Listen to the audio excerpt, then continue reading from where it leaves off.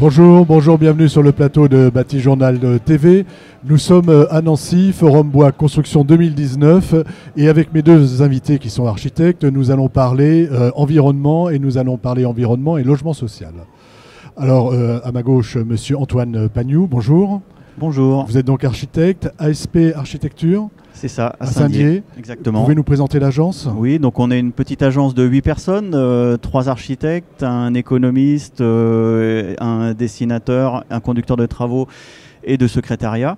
Et puis on travaille depuis maintenant 20 ans à peu près dans le logement social, pas que, mais beaucoup dans le logement social, et principalement, voire essentiellement, construction bois ou mixte bois-béton et matériaux biosourcés et bâtiments haute performance environnementale et énergétique surtout. Voilà, grosse approche environnement. Exactement. À côté de vous, Vladimir Doré, bonjour. Bonjour. Vous, votre agence, ça s'appelle WRA.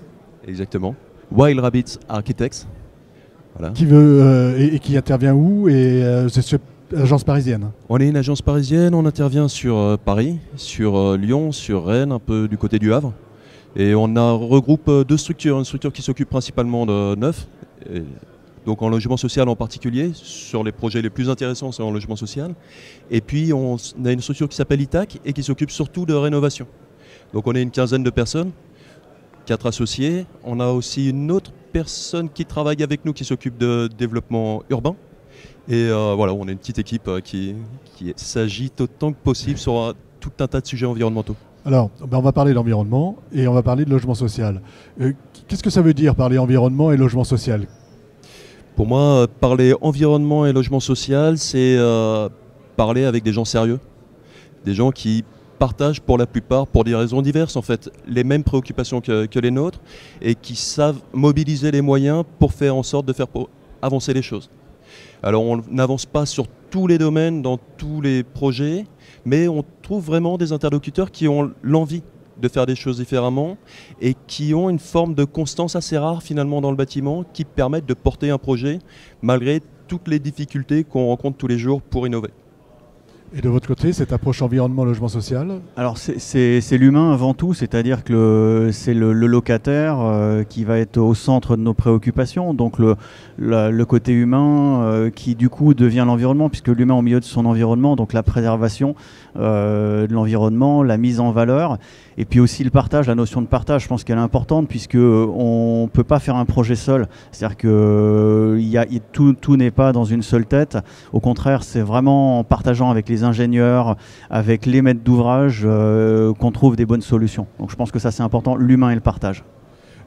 Vous, votre idée, c'est d'entraîner un petit peu l'usager vers cette démarche, par l'environnement, par votre approche environnementale avec le bâtiment. Votre idée, c'est d'accompagner le locataire vers l'environnement, vers l'écologie. Exactement, c'est ça. C'est vraiment plus une incitation. C'est-à-dire qu'on n'est pas dans l'écologie punitive, surtout pas. On est dans plutôt l'écologie incitative. C'est-à-dire que quand on construit bien, qu'on fait attention à l'espace de vie, à la première carapace finalement dans laquelle va se retrouver le locataire, sa protection par rapport au monde extérieur, il va se sentir bien et avoir envie de reproduire quelque part le schéma. Et donc la logique est de construire avec des matériaux biosourcés, des bâtiments qui sont très performants, donc finalement l'essentiel, c'est-à-dire des bâtiments qui consomment très très peu. Donc une facture énergétique pour le locataire qui est très faible, et de façon incitative, on va associer plusieurs idées qui sont écologie avec économie et confort. Et à partir du moment où on a ce triptyque qui est mis en place, le locataire derrière va se poser des questions sur son mode de vie, c'est-à-dire comment je consomme un petit peu moins, comment je continue à essayer de faire des économies. Du coup, à se dire, quand je fais des économies, c'est bon pour la planète et en même temps, je garde du confort. C'est bon aussi pour moi parce que c'est bon pour mon portefeuille. C'est ça. Et je pense aussi que le rapport du coup du locataire finalement avec son bailleur va du coup également se détendre. C'est-à-dire vraiment que à partir du moment où on respecte le futur usager, le bailleur a tout à y gagner sur la maintenance de son immeuble ou de sa construction. Je pense que c'est très important. Vous dites, allez-y, vous dites que vous avez, par rapport à l'environnement, une approche de franc-tireur. Qu'est-ce que ça veut dire? C'est-à-dire que d'un projet à l'autre, d'un site à l'autre, d'un contexte à l'autre, on ne va pas savoir innover sur les mêmes sujets. On ne va pas savoir tirer dans la même direction. Et toute une partie de notre boulot consiste à ça, à identifier ce qu'on sait faire spécifiquement sur un lieu. Je pense sur les sujets associer l'habitant à l'innovation. Je pense à ces sujets d'habitat participatif. On en a fait un en particulier sur Paris qui n'a pas vu le jour, mais on s'en fout en fait. C'était en 2 mots, c'était un appel à projet de la ville de Paris où ils mettaient au concours des parcelles parisiennes et on s'est retrouvé avec une 12aine de familles à élaborer à la fois un immeuble mais aussi un mode de vie, une manière de partager les choses différemment de ce qu'on a l'habitude de voir ou d'imaginer. Là, on avait l'opportunité de travailler directement avec les gens qui vont habiter et ça, c'était pour moi l'occasion d'aller travailler à partir de tout ce qu'on a pu apprendre nous en maison individuelle. C'est-à-dire, on a proposé par exemple de travailler sur un truc qui va vachement plaire ici, ce qui est la maçonnerie bas carbone. On était sur une parcelle parisienne où on a dit on se fait de l'ossature béton et par-dessus on se met de la brique à l'extérieur de la brique de seconde main, la brique de récupération, au milieu de l'isolant biosourcé et à l'intérieur de la brique de terre crue.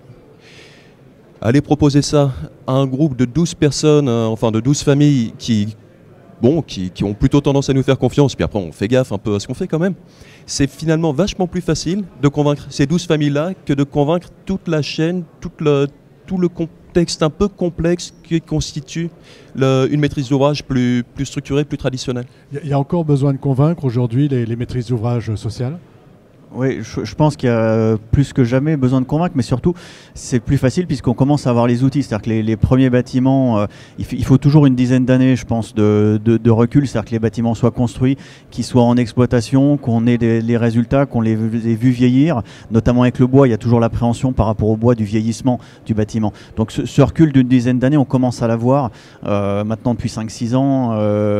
Et ça va être plus facile de convaincre. Mais il faut convaincre parce que les obstacles et les idées préconçues sont encore très très ancrées et c'est les bailleurs sociaux sont quand même des gros organismes dont le métier principal est souvent de gérer de la location plus que de construire. Donc ils ont cette inertie liée à leur activité principale de gestion et il faut que la partie construction se mette en route tranquillement. Alors des fois avec des approches intermédiaires, on a notamment développé des solutions mixtes bois-béton, c'est-à-dire des squelettes béton sur lesquels on vient remettre de l'ossature bois, des solutions de rénovation aussi qui sont sur les mêmes principes, toujours avec la même philosophie, c'est-à-dire diminution des charges du locataire. Je pense que c'est la base. C'est la base et ce qui est important, c'est d'arriver au résultat. C'est pour ça que je parle de recul. C'est-à-dire que c'est facile de convaincre quand on dit regardez, voilà le bâtiment comme il fonctionne, voilà les factures, au bout de 10 ans, voilà ce que ça donne. On a un gros ennemi. Notre ennemi principal, c'est la RT 2012 ou la RT 2000 qui va 2020. Venir, qui est un outil qui n'est absolument pas un outil de conception, qui est un outil de sanction ou de garde-fou et qui n'aide pas parce que les résultats théoriques calculés en RT n'ont rien à voir avec les résultats réels, ce qui n'est pas le cas avec la labellisation Passive House, par exemple. D'accord. Ouais, en même temps, l'aspect réglementaire aide à faire avancer, c'est la voiture balai. Et tant qu'on n'avait pas cette voiture balai, la plupart des opérations étaient juste minables. Et moi, évidemment, elle m'emmerde la RT. Elle m'emmerde au moment où, par exemple, on était sur une rénovation à Clichy-Batignolles. On a un bâtiment où, tu parlais tout à l'heure hors antenne de ces bailleurs qui font les trucs un petit peu à l'envers. Alors là, c'est ICF Sablière, c'est des gens sérieux. Hein. Ils avaient changé toute leur chaudière, genre 1 an avant de lancer la réhabilitation de l'enveloppe. Et donc, on nous demande de travailler dans le plan climat-ville de Paris, Renault, avec en fait pas d'outils. C'est-à-dire on a juste l'enveloppe pour travailler, pas les systèmes. Et à ce moment-là, ce qu'on propose, c'est d'aller faire une sorte de mur-trombe, un ensemble de jardins d'hiver sur orienté sud. Et on démontre par la simulation thermique que ça marche, qu'on a un apport solaire qui est conséquent et puis aussi un apport d'usage. Mais par le calcul RT, c'est juste impossible à calculer. Donc c'est vrai que c'est limitatif. C'est limitatif. Donc sur l'environnement, on est encore limité, on va dire, par le calcul théorique. Ouais, non, sur l'environnement et sur l'innovation, on n'est pas incité. Je dirais que c'est surtout ça. Incité. En fait, la problématique, c'est de donner envie. C'est toujours pareil, ouais. C'est de donner envie de faire bien. C'est le plus difficile. D'accord. Je retiens ça. Maintenant, j'aimerais qu'on parle des projets un petit peu, hein, parce que vous avez aussi des projets à nous montrer.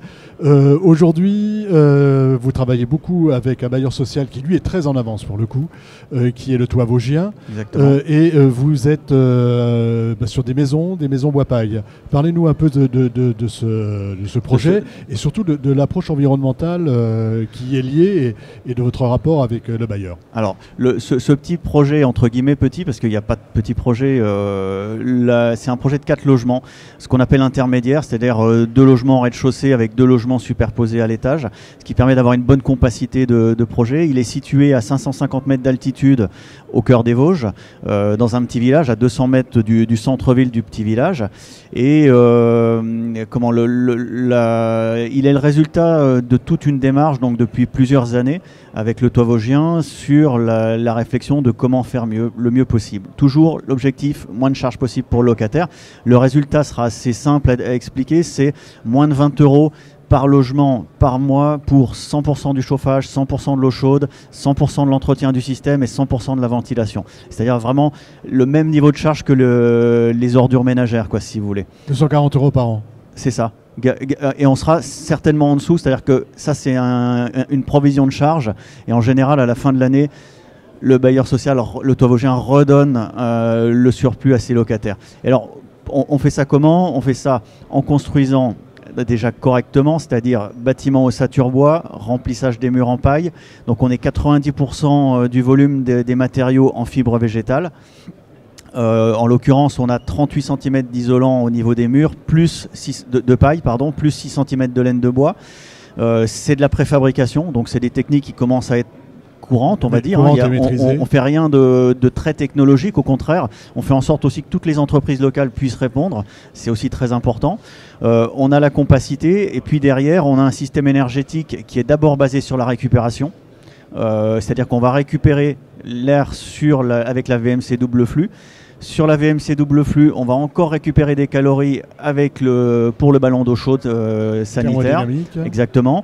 Et puis, on va aussi sur le ballon d'eau chaude, il va récupérer des calories sur les eaux grises des douches qui vont être prises. Donc on a un apport qui est très important de récupération déjà. Et puis derrière, on a des petits poêles bois à bûche à l'intérieur de chaque logement. Bois bûche, pas pelé. Pas pelé, on est bois bûche. Ouais. C'est une volonté puisqu'en fait on est vraiment en filière ultra courte qui permet à chacun, et il y a aussi un lien social, c'est-à-dire qu'on a des carports avec des celliers derrière qui permettent de stocker du bois, donc chacun peut aller faire son bois et donc finalement se chauffer gratuitement. C'est vraiment oui, parce qu'on est dans une région montagne et il y a encore exactement. La fouage. Et il y a la fouage et puis il y a un lien familial, voire même entre les voisins. Comme on a on a besoin de 2,5 stères je crois annuels, ce qui est très très faible.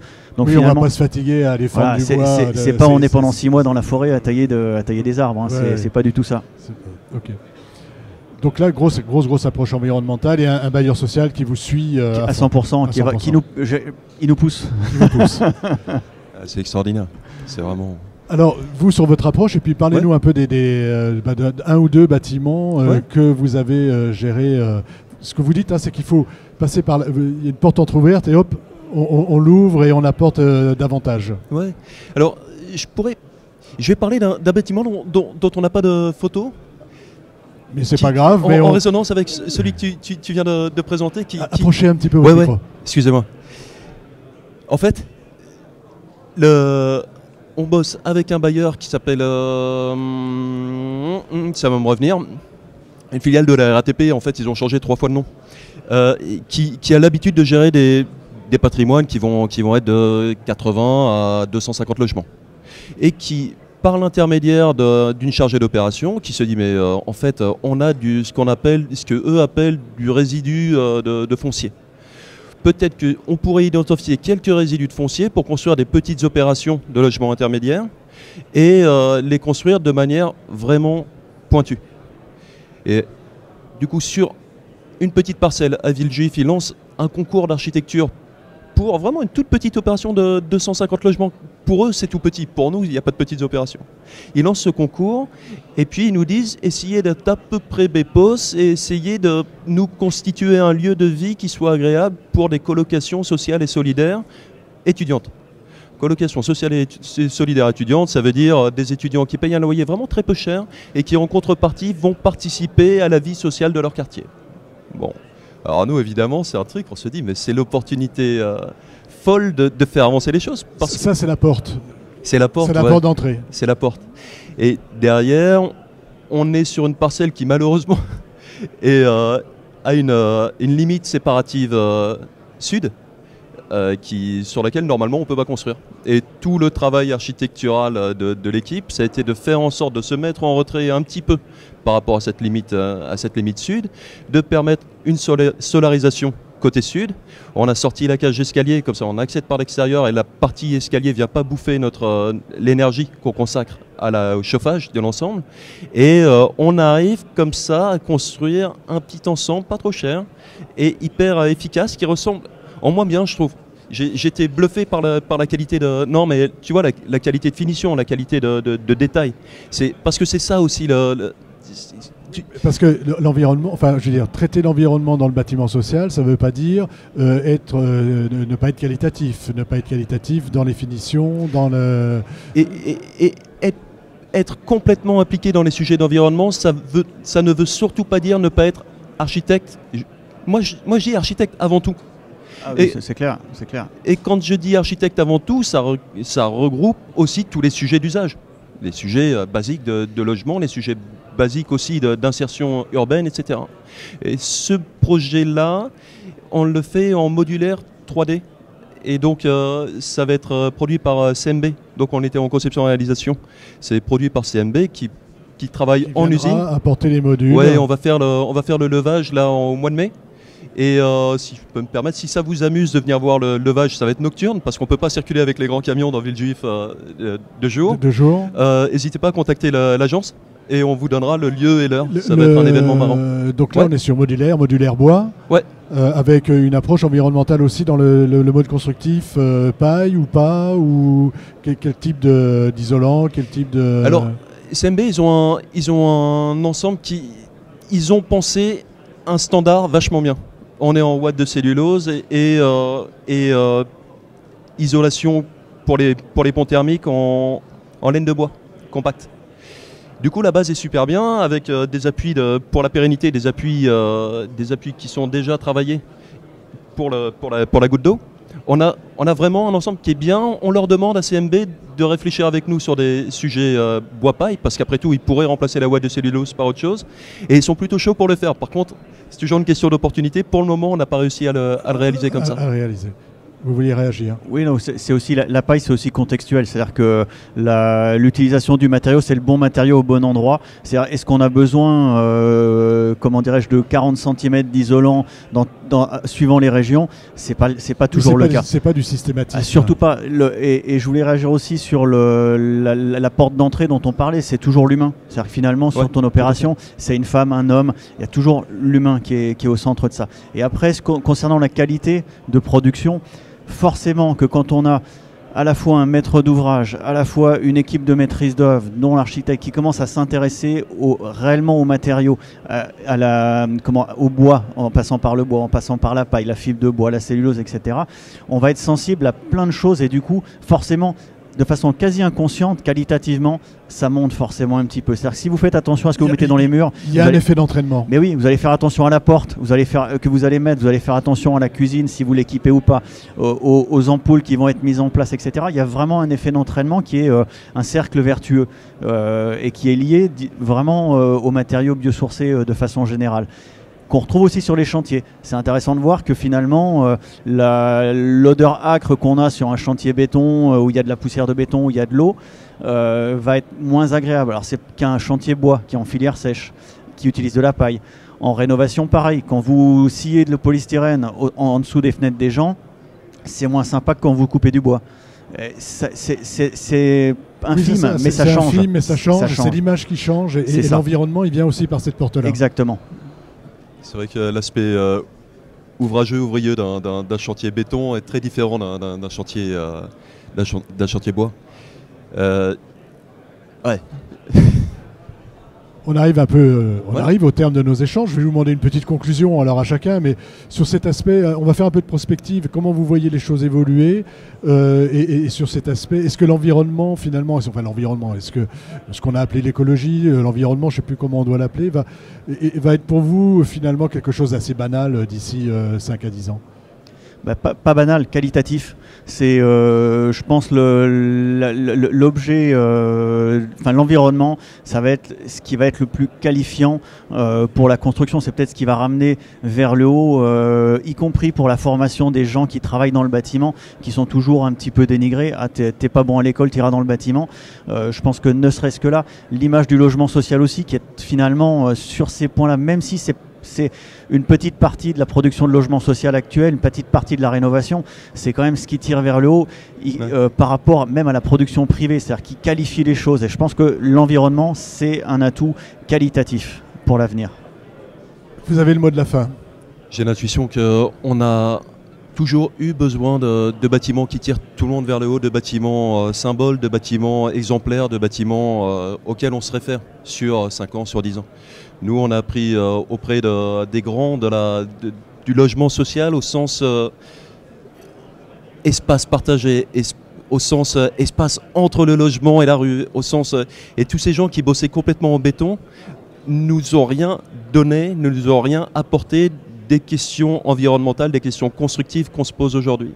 Nous, je pense que ce à quoi il faut qu'on soit attentif, c'est un regard sur le long terme par rapport aux bâtiments qu'on produit aujourd'hui, sur la réversibilité de ce qu'on construit, parce que construire pérenne, construire durable, évidemment c'est intéressant, mais il faut aussi peut-être qu'on s'interroge à construire penser l'usage futur. C'est-à-dire si on doit démolir les bâtiments qu'on construit aujourd'hui, c'est un peu moins rigolo. Donc pour moi, la suite, c'est ça. Ce qui m'intéresse pour la suite, c'est ça.